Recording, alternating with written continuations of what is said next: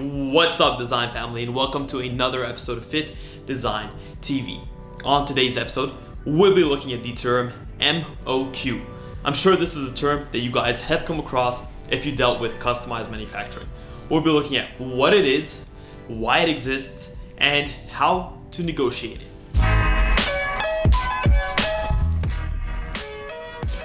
Welcome to FittDesign TV. On this channel, we'll explore what it takes to make it as an activewear fashion brand, whilst providing tips, tricks, and actionable steps towards starting your own product line. Whether you're an entrepreneur looking to start your own brand, or just someone interested in fitness fashion, there's something for you here.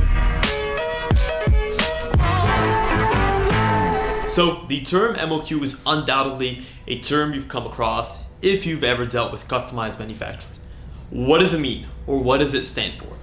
MOQ stands for minimum order quantity, and that's essentially the minimum number of units that you have to order from a supplier in order for them to fulfill your order for you.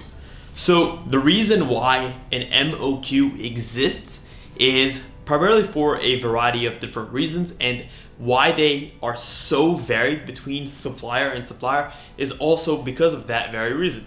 No two suppliers are alike. We have to establish that. Different suppliers have different management structures, they're located in different regions, they have different infrastructures. So there's no way that you can have a homogeneity across different suppliers. But what you do hear time and time again is the issue of MOQ. This exists primarily because a supplier is a business. They have to run their operations in a way that can guarantee a minimum amount of profit per project. So they can't take on a project where they cannot fulfill that profit requirement. There's a certain setup cost for any supplier in terms of setting up their machinery, organizing their labor force, getting in the raw materials when they're taking on an order. So if they cannot hit that minimum profitability, they can't take that order on.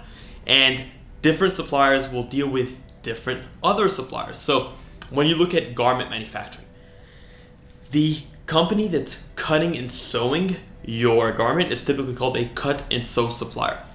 This is what we think of as suppliers, but the supply chain is a lot more varied and complex than that.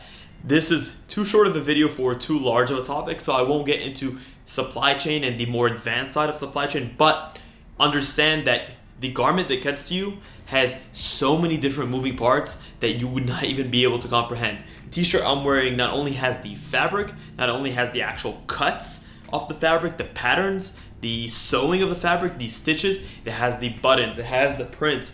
All of that has to be sourced from different places and be brought in via shipping to one central location where it's put together and it's shipped to you. This supplier that's going to cut and sew your products may have minimums for their buttons that they have to order. So that's why you may not be able to have customized color button designs because there's going to be a minimum per color for that button supplier to supply those colored buttons. So it's not always feasible to have a high level of customization when you have a low minimum order quantity. So not only is there an issue of the profitability and the amortization of the setup costs. So amortization is when you have a higher setup cost, you try to split up that high setup cost across the different quantities that you're creating. So if you have $500 and if you're creating one shirt and your setup cost is $500, that $500 can only be distributed across one shirt. But if you have a setup cost of $500 and you can distribute that across 500 shirts, you can end up distributing that across 500 shirts. So your setup cost when it's amortized is $1 per shirt, plus the raw materials, plus the labor. So there are certain things that cannot be done without higher quantities, and that's why we get the best prices at those quantities. And if you increase, you achieve what is known as economies of scale, where your supplier can order more goods, they get better prices, and that price reduction rolls onto you and ultimately, hopefully, the final customer. So that's why a MOQ exists. It exists from the two different parts. The one is the physical production of a product. Sometimes you can't source the materials. And two, the factory that's making your products needs to ensure a certain amount of profit, and they need to be able to split up their setup costs across those units. So without that, now you're in a position where potentially you can't hit that MOQ. It's a high barrier for so many startup businesses, and I totally understand. What we have to look at is why an MOQ is typically a good thing. When you work with suppliers that are able to offer you much lower MOQs, what you typically find is that these suppliers are using stock fabrics, and that's not a bad issue. Sometimes you will have to use stock fabrics, but stock fabrics may not be the customized fabrics that you have requested or you've been promised. So you have to look at a lower MOQ with a bit of a skeptical eye, or to try and understand what is driving down that MOQ.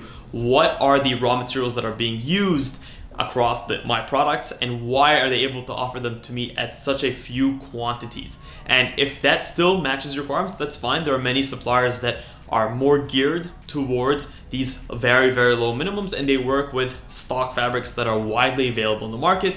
You just cannot expect a 100% level of customization with your garment at that point, which is fine. You have to pick your battles when you're going into customized production, because it's a highly competitive space. There are a lot of costs associated with it, and if you're able to unpack the different elements that are required to go into garment, you see that each of those elements has their own MOQs, and if you need to customize those elements, you're going to create a lot more of a setup burden on the supplier, hence the higher MOQs. So what are some ways to get around or to negotiate lower MOQs? Typically, some ways to negotiate lower MOQs is to combine your order with potentially another supplier or another company. If you're using a specific type of fabric, you have a partner, you guys can partner up to meet a certain MOQ, because those MOQs are coming typically from the raw materials. And if you and a partner can combine forces and create a larger order, you may be able to acquire fewer units yourself, but split up that MOQ across different people using those same fabrics. At the same time, you may look at the MOQ and you may be able to negotiate it by using their stock fabrics or what they have available or things that they recommend. At the same time, you may be able to order a larger quantity up front, or put in a purchase order for larger quantities up front and pay for the amount that you will receive. Let's just say you order 1,000 shirts. You pay for the amount you'll receive immediately and have the warehouse store the remaining shirts at their warehouse.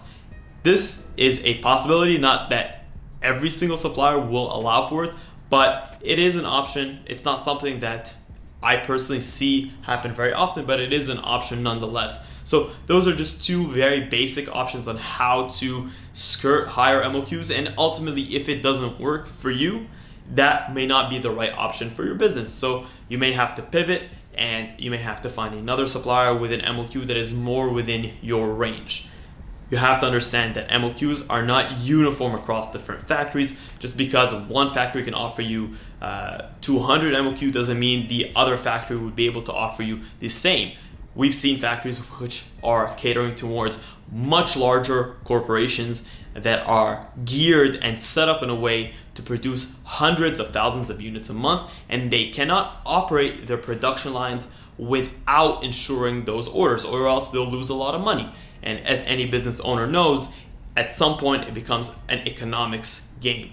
You will not run your production line if you're losing money on it. That defeats the purpose. So you also have to be able to see it from your supplier standpoint. It's not just simply a matter of trying to be greedy and obtain the largest possible order that you can, because at the end of the day, the supplier also wants to make the sale, but they won't be able to work with you if you cannot come to terms with what their minimum viable order is. So that's pretty much it. This has been a kind of a quick and easy video, something that I wanted to share with you guys, a lot of aspiring apparel brand creators, product creators that have gone into customized production and have been turned off or have turned away by the high MOQs that are typically available in customized production space.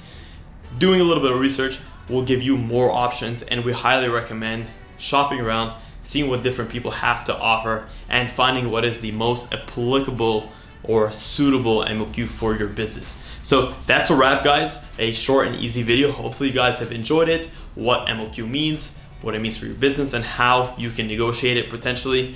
Until next time, thank you so much for tuning in to FittDesign TV. Stay awesome.